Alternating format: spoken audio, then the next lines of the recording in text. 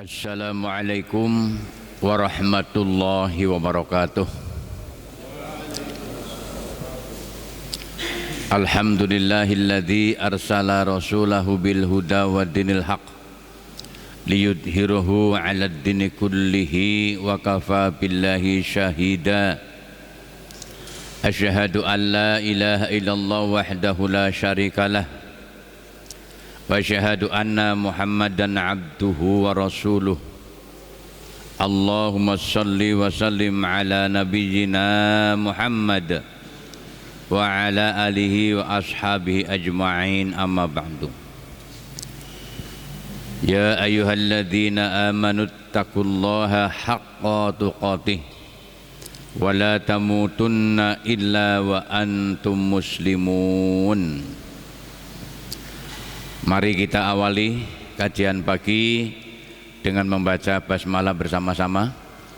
Bismillahirrahmanirrahim. Pertama dan paling utama, kita bersama-sama memanjatkan syukur kepada Allah Subhanahu wa Ta'ala yang telah memberikan berbagai macam kenikmatan kepada kita. Salawat dan salam kita aturkan kepada baginda Nabi besar Muhammad sallallahu alaihi wasallam sebagai teladan hidup kita yang kita ikuti petunjuk-petunjuknya sehingga kita dapat beribadah dengan benar. Bapak-bapak dan ibu-ibu yang saya hormati, materi saya adalah klasifikasi kandungan Al-Quran, pengelompokan ayat-ayat Al-Quran untuk menjelaskan berbagai macam permasalahan berdasarkan firman-firman Allah Subhanahu wa Ta'ala. Pada ujung tahun 2020 materinya adalah tentang dakwah berdasarkan petunjuk dari Al-Quran. Kemarin telah kita belajar bersama tentang perintah-perintah atau ayat-ayat perintah tentang dakwah. Pagi hari ini kita lanjutkan tentang tujuan daripada dakwah. Tujuan daripada dakwah yang pertama, agar manusia beriman kepada Allah, agar manusia beriman kepada Rasul, menguatkan agamanya, membesarkan dan bertasbih kepada Allah Subhanahu wa Ta'ala. Tujuan dakwah satu, agar umat beriman kepada Allah, beriman kepada Rasulnya, menguatkan agamanya, membesarkan dan bertasbih kepada Allah. Itu pertama. Yang kedua, agar manusia hanya beribadah kepada Allah saja, tidak menyembah kepada selain Allah. Yang ketiga, target dakwah adalah agar manusia bertakwa. Karena orang-orang yang bertakwa, masyarakat dan penduduk yang bertakwa kepada Allah, maka Allah akan menurunkan kebahagiaan, rezeki, barokah, baik yang datangnya dari langit maupun yang datangnya dari bumi. Yang ketiga, perlu diketahui kalau tidak ada dakwah, ancaman Allah apa? Azab dan siksa Allah itu tidak hanya ditujukan kepada orang-orang yang dolim saja.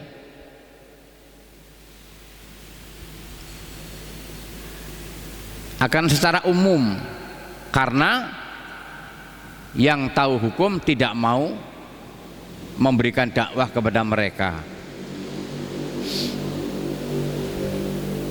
Contoh saat tsunami pertama pada Nabi Nuh, banjir, Orang-orang yang tidak sempat ikut Nabi Nuh pun ikut tenggelam.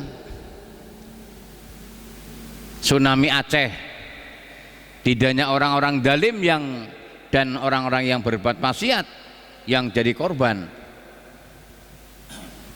Maka kedoliman-kedoliman di muka bumi ini harus menerima dakwah. Tujuan kita adalah agar mereka beriman kepada Allah, beriman kepada Rasulnya, menguatkan agamanya.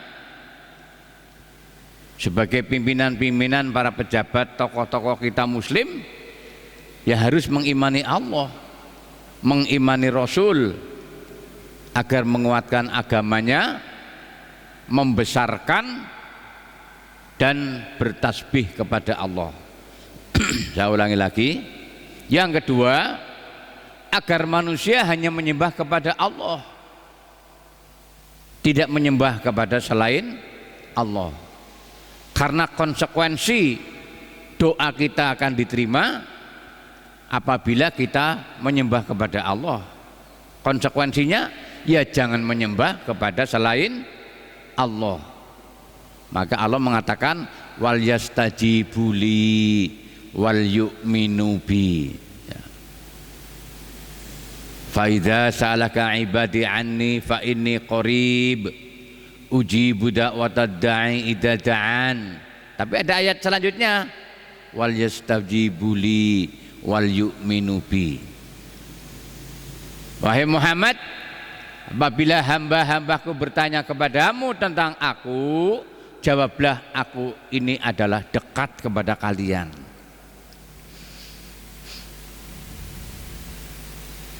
Agar manusia tahu bahwa Allah dekat dengan kita, tugas para dai menyampaikan. Sehingga Allah akan mengabulkan segala doanya, segala permohonannya apabila memohon kepadaku, kata Allah. Tapi ada syaratnya. Fal yastajibu li wal yu'minu bi. Ya. Harus mengikuti aturan Allah. Ya. Kemudian tadi yang terakhir, ingat bahwa azab Allah itu tidak hanya ditimpakan kepada orang-orang yang dolim saja. Lingkungan bisa jadi korban. Maka ada bahasa Indonesia, orang yang tidak bersalah bisa-bisa jadi korban kalau kita tidak berdakwah kepada mereka. Nah, mari kita lihat ayat-ayatnya. Yang pertama kita akan mengacu kepada Al-Quran, surat Al-Fat, surat 48 ayat 8 dan ayat 9. A'udzu billahi minasy syaithanir rajim. Bismillahirrahmanirrahim. Inna arsalnaka syahidan wa mubasysiran wa nadhira litu'minu billahi wa rasulih wa tu'azziruhu wa tuwaqqiruhu wa tusabbihuhu bukratan wa asila. Ini ayat yang menunjukkan bahwa tujuan dakwah adalah mengajak agar orang beriman kepada Allah, beriman kepada Rasul, membesarkan agamanya, menguatkan agamanya, bertasbih kepada Allah. Inna arsalnaka syahidan wa mubasysiran wa nadhira. Allah berfirman, sungguh kami mengutus engkau Muhammad syahidan, sebagai saksi, wa mubasysiran, dan pembawa kabar berita gembira, wa nadhira, dan pemberi peringatan. Salah satu tugas daripada Nabi adalah sebagai saksi. Jadi ibadah kita, amaliyah kita itu akan diterima oleh Allah Subhanahu wa Ta'ala apabila besok Nabi Muhammad mau menyaksikan, mau bersaksi bahwa kita sebagai umat Muhammad.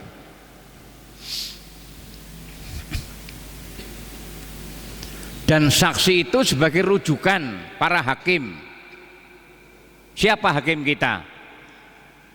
Hakim tunggal kita adalah Allah Subhanahu wa ta'ala. Maka dunia ini miniaturnya akhirat. Begitu hakim akan memutuskan sebuah perkara, butuh minimal 2 saksi. Besok kita dihadapkan Allah tatkala hisab, saksi para nabi juga didatangkan, saksi berhala, berhala hidup maupun berhala mati juga didatangkan, saksi anggota badan juga ditanya oleh Allah Subhanahu wa ta'ala. Nanti akan sampai kepada ayat itu ya. Jadi saksi didatangkan. Wahai Nabi Isa, umatmu yang mana? Umat-umat Israel yang manut Nabi Isa, yang mengamalkan Injil dengan benar, jaminannya surga. Umatnya Nabi Musa, Nabi Daud, yang mengamalkan Taurat, yang mengamalkan Yahudi dengan benar, surga jaminannya. Wahai Muhammad, mana umatmu? Yang mengikuti kamu, mengamalkan ajaran Islam dengan benar, jaminannya surga. Juga para sobiin, orang-orang terdahulu yang belum mengenal Taurat, belum mengenal Injil, belum mengenal Zabur, belum mengenal Al-Quran, hanya mengenal suhuf. Inna hadza lafi suhufil ula, suhufi Ibrahim wa Musa. Jadi sebelum Zabur, Taurat, Injil, Quran sudah ada suhuf ya.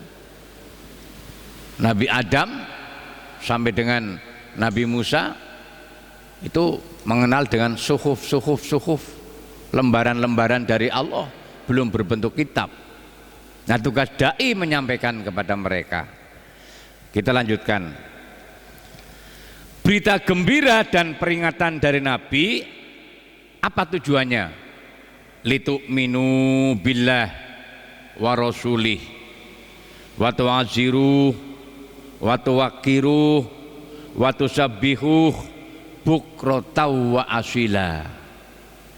Nabi menyampaikan dakwah kepada mereka agar kamu semua beriman kepada Allah dan Rasulnya, bukan beriman kepada yang menyampaikan dakwah. Maka nggak boleh mengkultuskan para nabi, nggak boleh mengkultuskan ulama.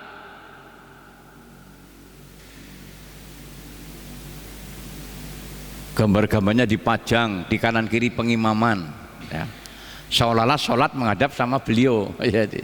Ada itu masjid musola yang kanan kiri gambar yang jenggote dawa, pakai udeng-udeng, tasbih selengen-lengen ya, dipasang di kanan kiri pengimaman. Saya pernah masuk ke musola seperti itu. Yang dikultuskan, yang diagungkan bukan Allah, tapi seseorang yang dia jadikan imam. Maka Nabi diberitakan litu'minu billah, agar kamu semua beriman kepada Allah, wa rasulih, dan beriman kepada Rasulnya, wa tu'azziruh wa tuwaqqiruh, dan kamu membesarkan agamanya, wa tusabbihuhu, dan bertasbih kepada Allah, bukratan wa asila, di waktu pagi, di waktu sore, di waktu petang. Pagi dan petang berarti apa? Selama hayat masih dikandung badan. Ini diberitakan bertasbih kepada Allah. Kemudian tujuan dakwah yang kedua apa? Agar manusia hanya menyembah kepada Allah. Ingat sejarah zamannya Fir'aun, manusia diperintahkan menyembah kepada Fir'aun. Maka Nabi diperintahkan melalui firman-Nya, ya ayuhan nasu budu rabbakumul ladzi khalaqakum walladzina min qablikum la'allakum tattaqun. Ya ayuhan nas, wahai manusia. Siapa manusia itu? Yang seperti kita. Maka di sana tadi tidak menggunakan ya ayyuhalladzina amanu. Enggak. Tidak menggunakan ya ayyuhal muslimun. Tapi apa? Ya ayyuhan nas, wahai segenap manusia. U'budu, menyembahlah kalian Rabbakum, kepada Tuhanmu, sujud kepada Allah, semua diserahkan kepada Allah Subhanahu wa ta'ala. Inna sholati wa nusuki wa mahyaya wa mamati lillahi rabbil alamin.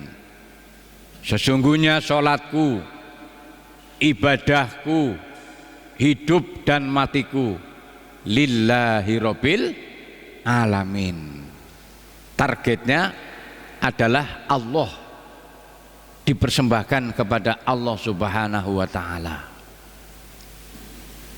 Hasil akhir adalah la'allakum tattaqun. Yang diperintahkan bukan kita saja, tapi dalam ayat tadi walladzina min qablikum, dan juga orang-orang sebelum kalian, sebelum Nabi Muhammad, sebelum kita, sudah diperintahkan manusia-manusia itu hanya menyembah kepada Allah.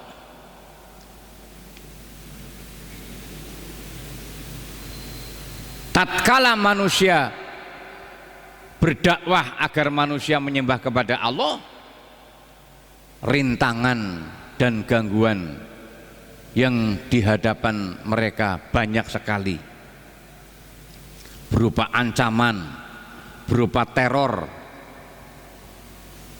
berupa ancaman pembunuhan, bahkan sampai pembunuhan.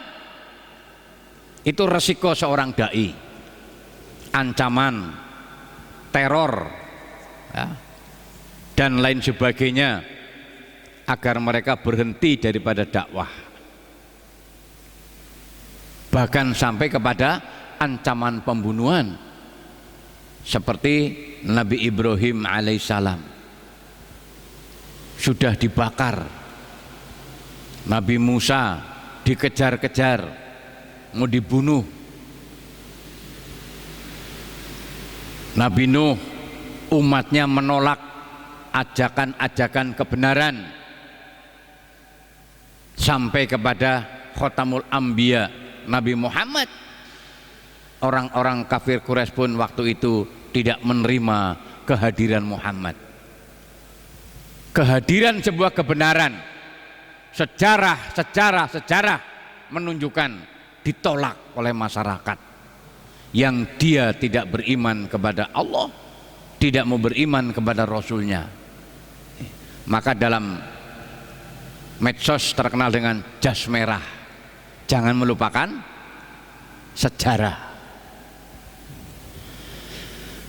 Bapak Ibu yang saya hormati, Allah memerintahkan Nabi Muhammad untuk menyampaikan dakwah agar manusia hanya menyembah kepada Allah. Tadi ayatnya surat 2 Al-Baqarah ayat 21. Ya ayuhan nasu budu rabbakumul ladzi khalaqakum walladzina min qablikum la'allakum tattaqun. Target ibadah adalah takwa. Kita puasa ya untuk menjadi orang takwa. Kita sholat ya untuk menjadi orang yang bertakwa. Jadi segala bentuk ibadah dan aktivitasnya, kalau digambarkan bentuk kerucut, berbagai macam di bawah itu, ya, sesuai dengan amaliyah mereka masing-masing. Kata Profesor Delamy, selama menggunakan dalil yang sahih silahkan dilaksanakan, tapi mengkerucut mengkerucut, ujungnya adalah la'allakum tattaqun. Mari kita lihat lagi ayatnya, bahwa kemaksiatan dan dosa itu apabila kita tidak mau mendakwakan kepada mereka akan merajalela, tapi pelaku-pelakunya akan disempitkan oleh Allah manakala tidak mau kembali kepada ajaran Allah Subhanahu wa taala. Al-Qur'an surat Al-A'raf surat 7 ayat 94, 95 dan 96. A'udzu billahi minasy syaithanir rajim. Bismillahirrahmanirrahim. Wa ma arsalna fi qaryatin min syai'in min nabiyyin illa akhadna ahlaha bil ba'sa'i wad dharra'i la'allahum yadarra'un. Dan kami tidak mengutus seorang nabi pun kepada suatu negeri lalu penduduknya mendustakan nabi itu, melainkan kami timpakan kepada penduduknya kesempitan dan penderitaan agar mereka tunduk merendahkan diri kepada Allah Subhanahu wa taala. Jadi hasil daripada dakwah agar manusia tunduk kepada Allah, tunduk kepada ajaran Rasul. Dan Allah berfirman, apabila manusia tidak mau mengikuti ajaran Allah dan Rasul, Allah akan timpakan suatu wabah, suatu kesempitan dan penderitaan. Sekarang kita sedang dilanda wabah, ekonomi sempit, segalanya segala kesulitan dan sebagainya. Banyak orang yang sudah merasakan. Ini ujian bagi manusia, maka terimalah dakwah-dakwah dari Rasul yang disampaikan oleh para dai, para habaib, para ulama, para kiai, karena mengajak manusia untuk berbuat baik. Kalau dalam istilah bahasa Banyumas, tujuan dakwah adalah menyatukan umat, bukan mencerai-beraikan, mencairkan barang yang beku. Para pimpinan, para pejabat kita dalam keluarga hatinya beku, nggak bisa nyambung satu dengan yang lainnya. Mari kita cairkan bersama-sama. Tujuan dakwah juga adalah meluruskan benang bundet. Apa Pak? Meluruskan benang bundet biar lurus, biar bisa dipakai. Maka di medsos ruwet gambarnya benang, ya kan? Benang ruwet, nggak bisa digunakan. Maka dakwah adalah menyatukan umat, bukan mencerai-beraikan umat. Dakwah adalah mencairkan barang yang beku biar bisa diminum bersama-sama. Dakwah adalah meluruskan benang yang bundet. Permasalahan lingkungan bundet kita luruskan, permasalahan masyarakat bundet kita luruskan, masalah negara bundet kita luruskan, kita bantu meluruskan, bukan menyalahkan satu dengan yang lainnya, tapi kita terjun di tengah-tengah mereka untuk meluruskan benang yang bundet tadi, ya. Panjenengan penjahit, ada benang bundet nggak bisa digunakan ini, maka jarumnya pun akan berserakan dak karu-karuan kalau tidak diikat dengan iman kepada Allah Subhanahu wa taala. Maka kalau penjahit, seyogyanya di tempat jarum itu ada wasibrani, apa namanya, magnet. Jadi jarumnya itu begitu dipakai geletak, terikat dengan satu ikatan yang kokoh, merapat dia. Maka jadikan dakwah-dakwah sebagai magnet masyarakat. Dengan hadirnya dakwah kita hadir ibarat magnet. Mereka merapat kepada kita, mengikuti ajaran Allah dan Rasul-Nya, beribadah hanya kepada Allah, mengagungkan Allah, bertasbih kepada Allah, kemudian menguatkan agamanya. Dan dalam bahasa Banyumas tadi apa? Dakwah adalah menyatukan umat, bukan mencerai-beraikan umat. Dakwah adalah mencairkan barang yang beku. Dakwah adalah meluruskan benang yang bundet. Insya Allah apabila kita laksanakan dengan penuh kesabaran, janji Allah kepada kita, Allah akan memberikan barokah dari langit dan dari bumi apabila umat beriman dan bertakwa kepada Allah Subhanahu wa taala. Walau anna ahlal qura amanu wattaqu la fatahna alaihim barakatim minas sama'i wal ard walakin kadzabu fakhudnahum bima kanu yaksibun. Ini janji Allah. Sekiranya penduduk negeri beriman dan bertakwa, pasti kami akan melimpahkan kepada mereka berkah dari langit dan berkah dari bumi. Mengapa sekarang rezeki seret misalnya?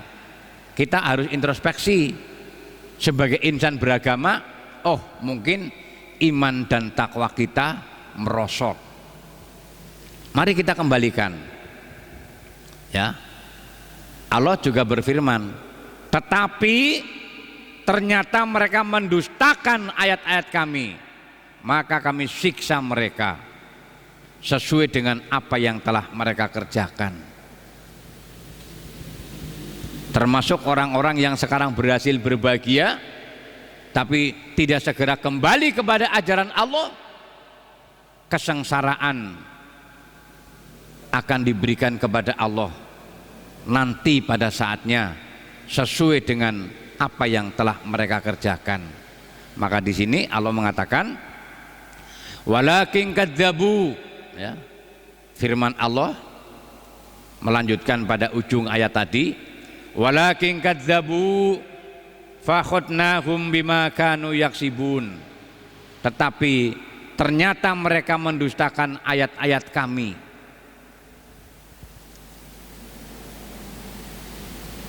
Di antara mendustakan itu apa? Namanya sholat ya berbahasa Arab, membaca Qurannya berbahasa Arab. Andaikan sholat berbahasa Indonesia, bapak dan ibu berangkat umroh haji di Mekah, di sana nggak bisa berjamaah karena bahasanya beda. Maka Allah menjelaskan Qur'anan Arabian, ya. Quran adalah dengan bahasa Arab. Yang kita baca dalam Al-Quran, dalam sholat adalah zikir yang semuanya berbahasa Arab. Maka kita menyatukan umat, menghadap kepada yang punya harus dengan satu bahasa. Allahu Akbar, sedunia tahu, oh dia takbiratul ihram sedang sholat. Adzan, oh dia tahu sholat waktunya sudah tiba. Bayangkan kalau ibadah dengan bahasa Nusantara, adanya menggunakan bahasa Nusantara kan, apa yang terjadi? Gusti Allah ingkang Maha Agung, Gusti Allah ingkang Maha Agung. Adzan Allahu Akbar, ya kan? Asyhadu an la ilaha illallah. Kalau bersaksi tidak ada sembahan selain Allah. Coba kalau adanya bahasa Nusantara, berarti orang lama-lama tidak kenal dengan Al-Quran karena Quran berbahasa Arab. Berarti apa? akan menjauhkan umat Islam jauh dari Al-Quran. Ini kewaspadaan kita.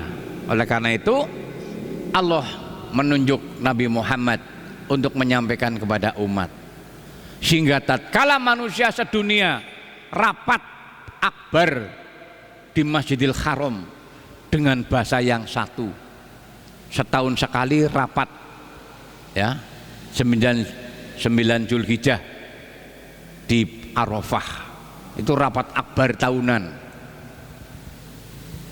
dengan rangkaian kegiatan tawaf, sa'i, ya, balang jumroh, itu suatu rangkaiannya, ya, atau tempat wisatanya, atau napak tilasnya. Puncaknya adalah 9 Zulhijjah dengan bahasa yang sama. Yang Cina beragama Islam, yang orang Australia beragama Islam, yang orang Tiongkok yang beragama Islam, yang Indonesia beragama Islam, kumpul dari satu tempat dengan bahasa yang sama. Imamnya Allahu Akbar, makmumnya Allahu Akbar. Padahal tidak ada technical meeting sholat, nggak ada kan? Nggak ada technical meeting sholat. Orang mau umrah mau haji, nggak ada technical meeting sholat. Imamnya menyampaikan ghairil maghdubi alaihim waladdallin, makmumnya amin. Semua sama dengan bahasa yang satu. Padahal dari suku bangsa berbeda-beda, dari bangsa yang berbeda-beda, bahasa hariannya juga berbeda-beda, tapi tatkala kumpul menghadap kepada Allah, ya ayuhan nasu budu rabbakumul ladzi khalaqakum walladzina min qablikum la'allakum tattaqun, dengan menyembah kepada Allah dengan bahasa yang satu. Kana nas ummatan wahidah, sesungguhnya umat manusia adalah umat yang satu, milik Allah Subhanahu wa ta'ala. Demikian Bapak dan Ibu yang saya hormati, materi pagi hari ini adalah tujuan daripada dakwah. Nanti materi selanjutnya adalah semangat dakwah. Semangat dakwah berdasarkan firman Allah Subhanahu wa ta'ala. Allah memberikan semangat, memberikan motivasi juang agar berjuang di medan lapangan memenuhi apa yang dikehendaki Allah Subhanahu wa ta'ala. Mudah-mudahan bermanfaat. Mari kita akhiri dengan baca hamdalah bersama-sama. Alhamdulillahirabbil alamin. Wassalamualaikum warahmatullahi wabarakatuh.